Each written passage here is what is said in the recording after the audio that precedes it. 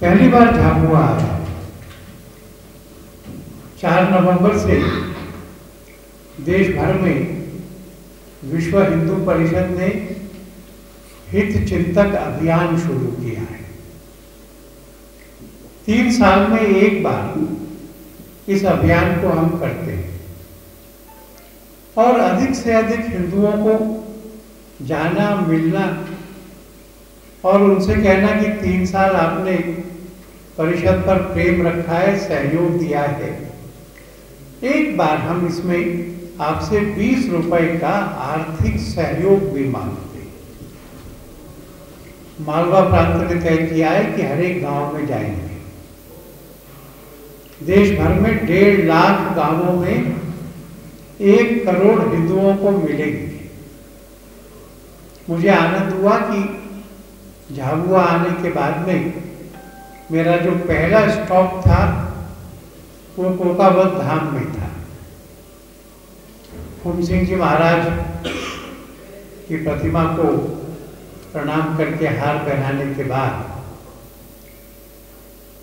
इस जिले में हित चिंतक अभियान के लिए पहला 20 रुपया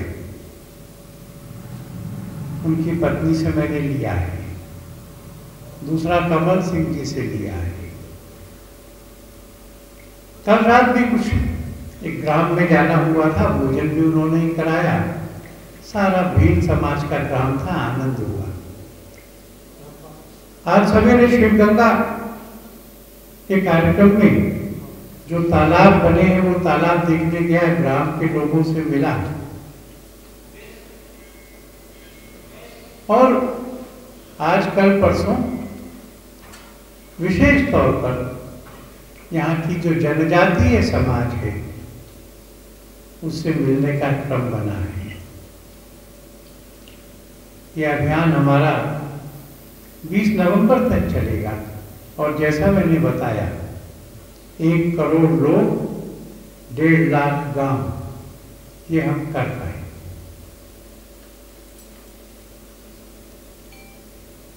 धर्मांतरण मुक्त झाबुआ,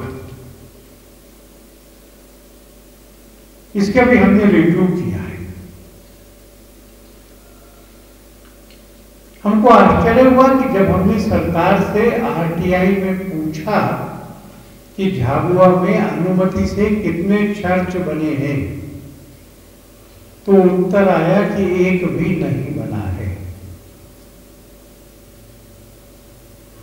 कितने लोग हिंदू धर्म छोड़कर ईसाई हुए हैं, उस कानून की पालना करते हुए जो कानून अवैध धर्मांतरण को रोकने के लिए बना है, ऐसा हमने पूछा। तो कानून है।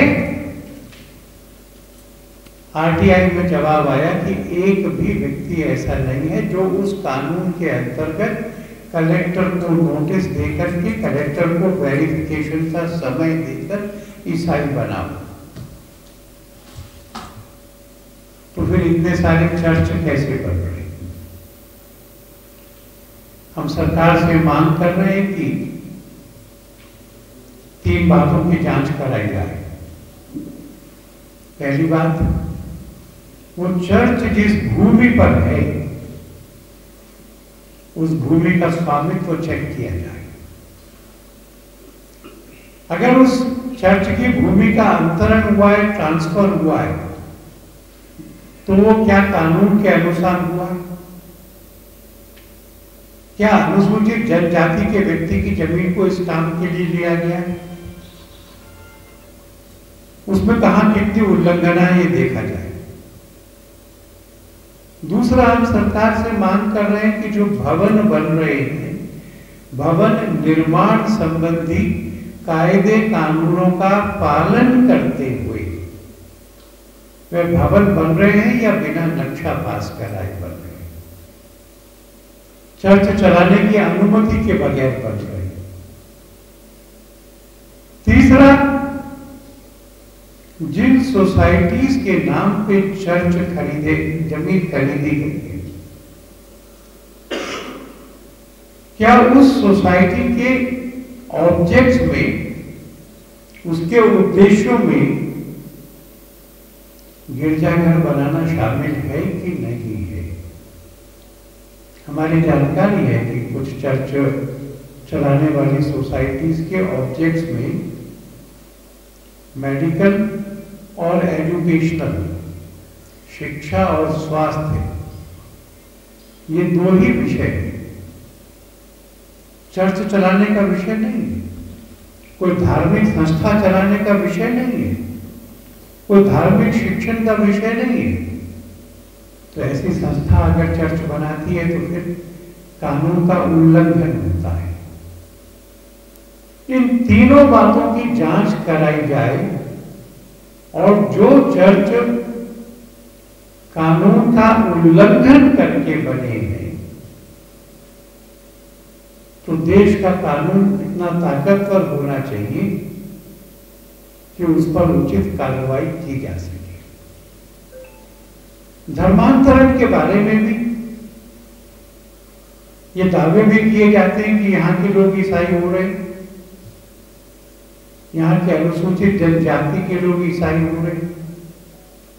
तो बिना सरकार को नोटिस दिए हुए, बिना कागज पूरे किए हुए, बिना पब्लिक नोटिस के धर्मांतरण जो भी करा रहे हों, उनके पीछे जो भी विदेशी शक्तियां हों, वो कितनी भी ताकतवर हों, उनके खिलाफ कानूनी कार्रवाई की जाए।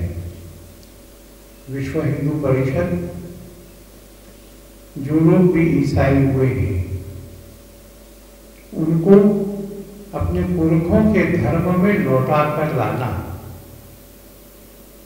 इस काम को तेज करेगा। हम इस बात की भी चिंता करेंगे कि ये जो जनजातीय समाज है, इसमें जो पिछड़ापन है शिक्षा के क्षेत्र में, स्वास्थ्य के क्षेत्र में, कौशल के क्षेत्र में और रोजगार के क्षेत्र में, सरकारी योजनाओं का लाभ उन तक पहुंचा करके वो पिछड़ापन दूर किया जाए, समरस हिंदू समाज बने, जनजातीय समाज को भी उसमें बराबरी और गौरव हासिल हो।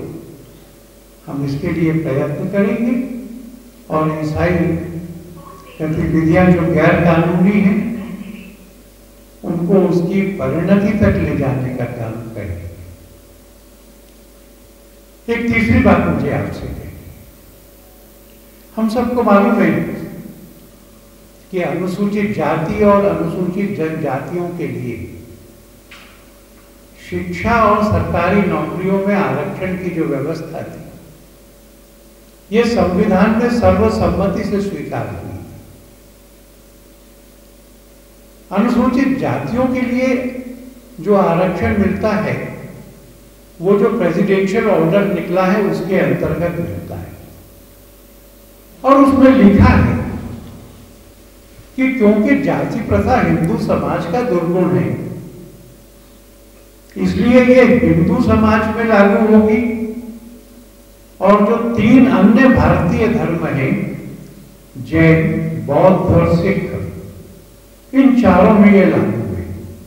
तो 1950 से आज तक देश का कानून ये है कि अगर कोई अनुसूचित जाति का व्यक्ति मुसलमान हो जाता है या ईसाई हो जाता है, तो उसको आरक्षण का लाभ नहीं मिलता। पर अनुसूचित जनजातियों के बारे में ये लिखा हुआ नहीं है, और इसलिए जो व्यक्ति अपने जनजाति के पूर्वज, देवी देवता, तीज त्योहार और परंपराओं को तिलांजलि दे देता है, किसी दूसरी पुस्तक की श्रद्धा रखता है, किसी दूसरे मसीहा को पूजता है, वो भी आरक्षण का लाभ लेता है। 15% ऐसे लोग होंगे अनुसूचित समाज के, जनजातीय समाज के, जो ईसाई हुए होंगे, पर क्योंकि उनके यहाँ शिक्षा की व्यवस्था और पब्लिक रिलेशनिंग थोड़ा अच्छी है तो जनजातीय आरक्षण का ज्यादा लाभ वो लेके जाते हैं। 450 सांसदों से मिलकर ये प्रार्थना की थी कि इस स्थिति को बदलना चाहिए। कार्तिक ओराम ने एक समय में ये प्रस्ताव भी रखा था। हमने भारत सरकार से ये भी मांग की है कि जनजातीय समाज के जो व्यक्ति मुसलमान या ईसाई हो जाते हैं उनको आरक्षण नहीं मिलना चाहिए, और इसके लिए प्रेसिडेंशियल ऑर्डर में संशोधन किया जाना चाहिए। ये 3 बातें मुझे आपसे कहना। पहली बात मैंने आपको कही थी हित चिंतन अभियान के बारे में, दूसरी बात धर्मांतरण मुक्त झाबुआ के बारे में, और तीसरी बात आरक्षण के बारे में। मैं समझता हूं कि ये केवल सरकारों का काम नहीं है, समाज का भी काम है। अपने लोगों को संभाल के रखना, अपने लोगों को धार्मिक संस्कार देना, उनकी ताकत को बढ़ाना।